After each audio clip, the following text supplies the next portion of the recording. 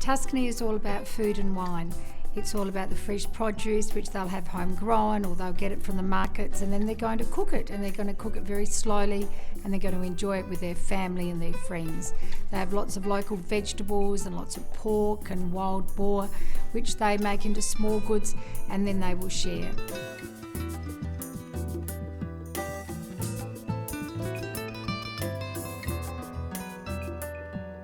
To create a classic pasta dish, of course you need pasta.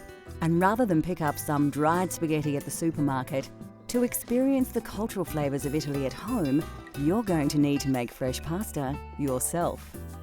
My first exposure to Italian cooking was in a small restaurant in London that my father used to take me to when I was a kid.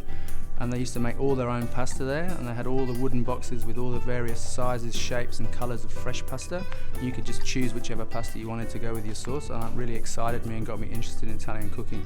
All you need to make fresh pasta at home is some fine flour, some fresh eggs, and some semolina flour. First, take your flour and gently tip it out onto your workspace. Make sure your hands are dry. Then, using your fingers, make a small well in the flour. Take an egg and gently crack it into the well you've just created. Now the fun starts. Using your fingers, break the yolk so it mixes with the white, then gently work the egg around in a circular motion. What you are actually doing here is slowly picking up the flour around the edges and drawing it into the moist centre. When the egg and flour start to turn to a firmer paste, add another egg to the mixture and repeat the process. Don't be impatient and get tempted to stir the flour in faster, as this will introduce lumps into your dough that you'll have a hard time working out. As you work your mixture around, it will start to change consistency and the paste will develop into a dough. Keep kneading this dough with the flour until you're satisfied you have a very elastic mix. Be sure your pasta dough is not sticky. If it is, you'll need to add more flour. You will most likely have more flour than you require, so don't feel compelled to use it all. Once you have your dough at the correct texture, use your hands to mold it into a small cob. You will need to rest your dough for at least 30 minutes before you roll it out. Generally, pasta is made with a pasta machine. Take your dough and press it into a small disc. Feed it into the pasta roller, then fold it back onto itself and repeat.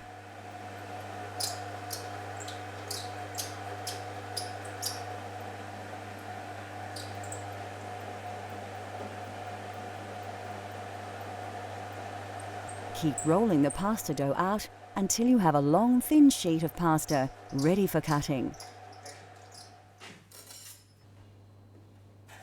Now, add your chosen pasta cutter to the pasta machine. Lightly dust your rolled dough with a little semolina and carefully slice your pasta. Once cut, dust your fresh pasta with semolina and put it aside for later. We'll cook our fresh pasta in a fettuccine al funghi later in the show.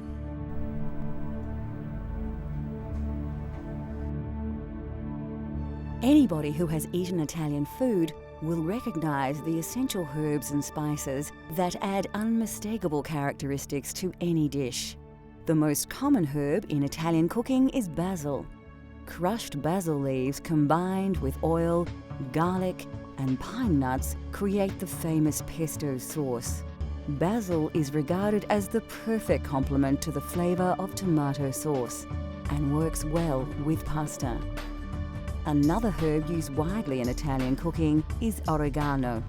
Offering a complementary flavor to basil, it is also commonly used in tomato-based dishes. Of course, garlic features heavily in Italian cooking right across the country. Fennel seeds lend a distinctive aniseed flavor to roasted meat or fish. Rosemary makes a wonderful addition to roasted meats and vegetables. Often included in salads and dressings, sage is probably most famous as the key herb in saltimbocca. Italian parsley is recognizable by its distinct flat leaf. parsley is used in many meat dishes, soups and stocks. Italian food is most richly flavoured with herbs, but of course some spices do feature prominently. Coarse sea salt is used across the nation, although some regions, like Tuscany, use it very sparingly. Fresh dried black peppercorns, saffron and coriander feature prominently. Nutmeg is used in savoury dishes and desserts, and vanilla is a popular dessert spice. Ginger is rarely used in Italy, although it is very popular in the Apulia and Basilicata regions, showing just how diverse the cultural flavours of Italy are. Still to come on Cultural Flavours, Italy. We turn our freshly made pasta into a delicious mushroom taste sensation, and we discover the secret of making perfect, authentic Italian coffee. In Italy, wild mushrooms have always been a favourite part of the local cuisine. With mushrooms available everywhere, anybody can make this dish at home. You may even want to splash out on a famously expensive ingredient. The mushrooms have got a beautiful aroma, so they're able to put them in all sorts of dishes. They might cook it up as an omelette for the younger family, or pop it into another slow cooked meal so that it can be used in very many different ways. They'll actually even put them into some sort of cheese, especially the truffles, so that they can continue to have the truffles mature in their lovely cheese.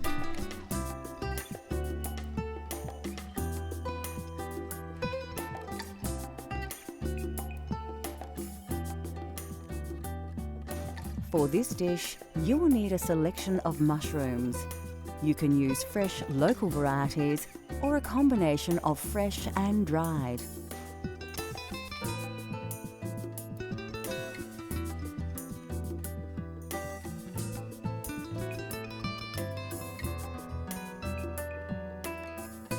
You will also need a dash of olive oil and some dry vermouth.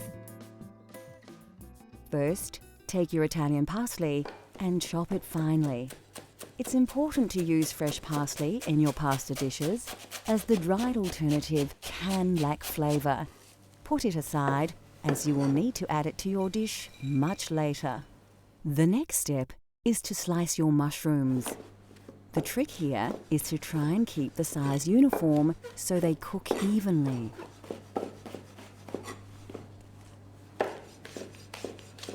Remove your dried mushrooms from the water and squeeze off the excess moisture.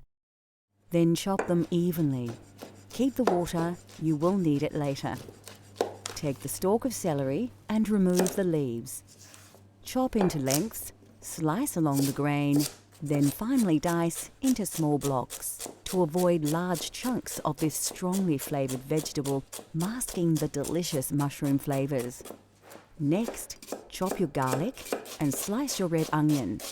Put the ingredients aside and heat up your pan. So, to prepare the sauce, we're going to start with a nice fry pan, a little bit of oil. We want the oil to get nice and hot, almost smoking. The first thing we're going to add is our mushrooms, so they get a nice bit of colour on them. Brings out all the nice flavours, so they don't go soggy. After the fresh mushrooms have braised a little, add the dried mushrooms, then the celery, onion and garlic, and a sprinkle of salt. Reduce the heat and cook it gently to bring out all the combined flavours. Add a dash of vermouth and some of the liquid stock you had the dried mushrooms in, and your Italian sauce will be taking shape. Next, add the butter and cook on a gentle heat with the juices. When the butter emulsifies, it will produce a nice rich sauce. Finally, add your chopped Italian parsley and stir it right through the sauce. Then set it aside to rest while you cook your pasta. Put your heavily salted water on the boil. Ensure that it is a strong rolling boil before adding the fresh pasta you prepared earlier. Stir it around a little to prevent the pasta from sticking together. Fresh pasta won't take long to cook, about 3 to 5 minutes. Drain your pasta in a colander and put your sauce back on the heat. Make sure it is very shiny. You can add more stock or butter to get your sauce to the desired consistency. Add your drained pasta to the sauce in the pan and stir through. Make sure you have covered the pasta entirely with your mushroom sauce. Then you are ready to serve. Grate some Parmigiano Reggiano, commonly known as Parmesan cheese, over the dish. Just enough to give it some bite and some extra saltiness, but not so much it causes the dish to go gluggy. Finally, if you have them, shave some black truffle over the dish just before serving. Now, enjoy your authentic fettuccine al funghi.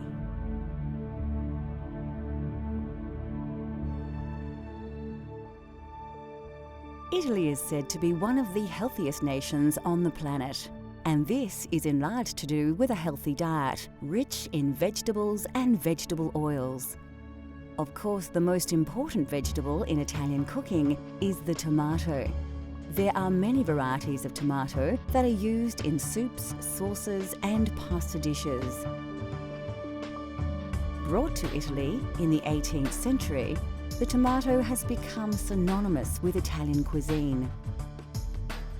The Italians love fresh vegetables and are famous for their salad dishes. Brought to Italy in medieval times, cucumbers are now part of Italian culinary culture. Root vegetables like carrots, radish, turnips, and beetroot all feature prominently in Italian cuisine, as do onions and leeks.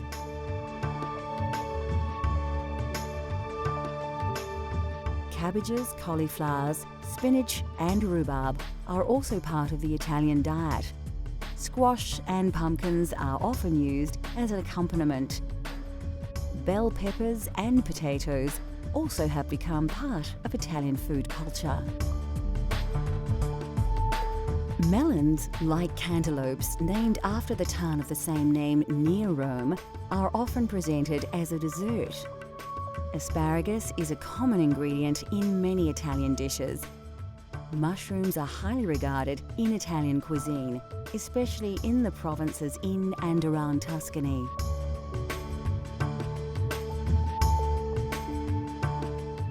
Of course, Italian cooking features all kinds of mushrooms, especially the porcini mushroom, but you can use local varieties in your own Italian-inspired dishes.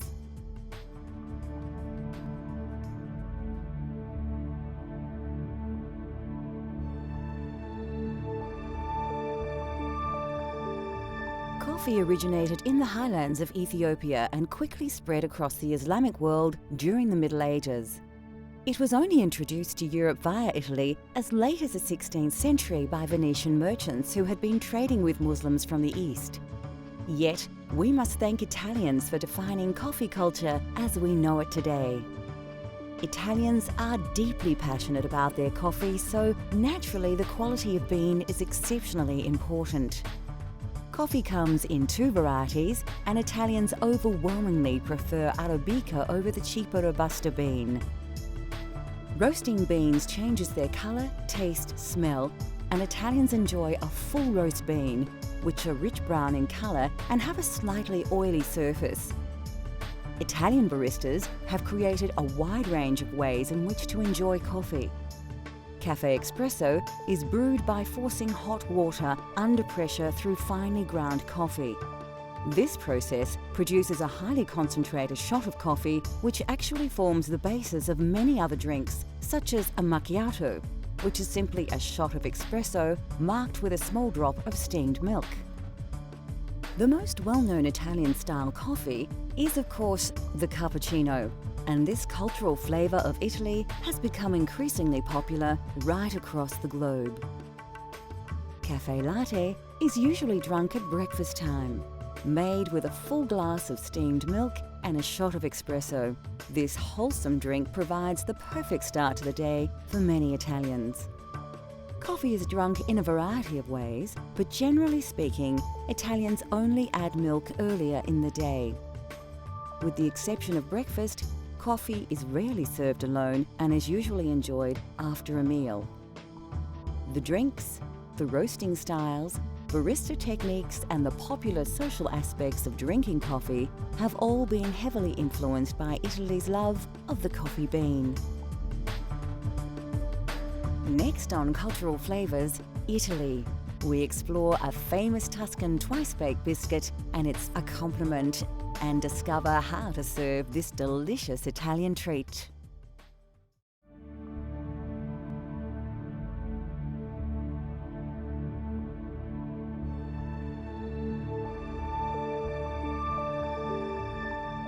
There are hundreds of types of pasta, but generally authentic pasta is made from durum wheat flour or semolina, which accounts for its yellow tinge. Durum wheat is believed to have been introduced to Sicily by the Arabs in the 7th century, and pasta has become the national dish of Italy. Of course, fresh is best, and authentic Italian pasta has texture and flavour characteristics that is difficult to replicate with dried alternatives. Having said that, there are a multitude of dried pasta options that keep well, so it has become a staple in many kitchens across the world.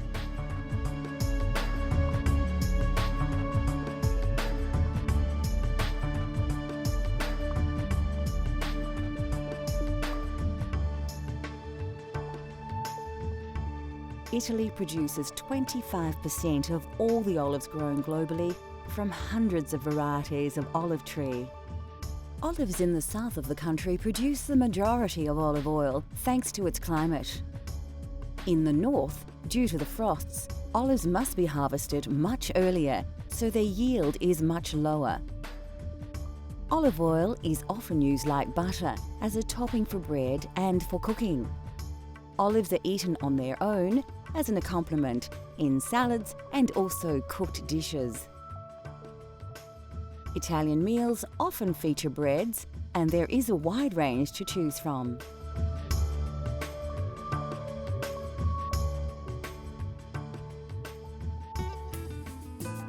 Italian food is rich with tradition, and there are few foods more traditional than biscotti. Tuscany, they love their biscotti.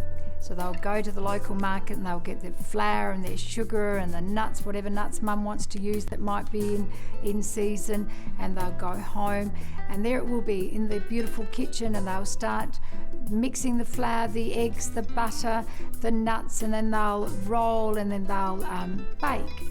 And then with the biscotti, they need to slice them again, and then they'll need to rebake, so it's the double baked biscuit. That process, of course, brings the family together because it takes quite a long time for them to be able to do that. And then more especially, those biscotti are shared with their family and their friends. And because they are so hot and so crisp, they'll be able to share them for the rest of the week.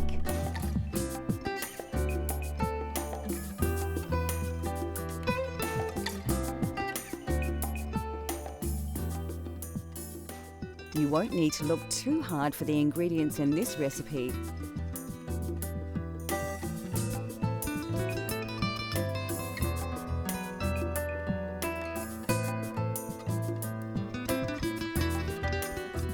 Place your butter in a bowl and add your caster sugar. Mix the ingredients with a spatula until you have a consistency like this. The technique here has more than a few similarities with pasta preparation. So, just like making pasta dough, add your first egg and mix it into the sugar and butter. Work the ingredients together to achieve a smooth paste. Do the same with all the eggs until you have a fairly liquid, smooth and even paste. The next step is to add your flour, but only a little, and mix it through. Just like the pasta, you don't want to add all the flour at once. This technique ensures you have a lump-free mixture. As you add the flour, it develops a more dough-like texture, but still a liquid. This is the time to add the other ingredients. Put your lemon zest and nuts in and give it a little stir. You'll soon realise that mixing with the spatula is no longer an option, and you will have to get your hands in. If your dough is still very sticky, add a little more flour until you can comfortably pick up the mixture without it falling and drooping from your hands. Take an oven tray and line with grease-proof paper. Place your biscotti dough, stretched out a little, on the tray, and now you are ready to place it in your 180 degrees Celsius preheated oven. Bake for about 25 minutes or till firm. Remove the biscotti from the oven and allow to cool. When your loaf has reduced in temperature and feels firmer to the touch, you can place it on a cutting board and begin to slice into biscuits. Keep the slices thin and even. Lightly dust your papered oven tray with caster sugar and place the cut biscuits on the tray.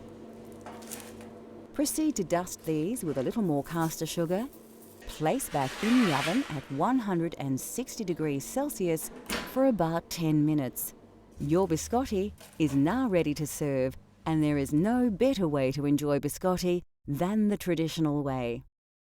Although delicious on its own, biscotti is traditionally served with Vinsanto, or holy wine. You dip the biscotti into the Vinsanto and eat the biscuit, then dip again. Biscotti and Vinsanto are cultural flavour of Italy that you can enjoy at home. In a world where food is more often just consumed rather than savoured, Italian cooking has shown the way with simple, elegant dishes, uncomplicated flavours, and lightly seasoned sensations. Join us next time as we take you on another gastronomic journey so you can experience the tastes of the globe at home.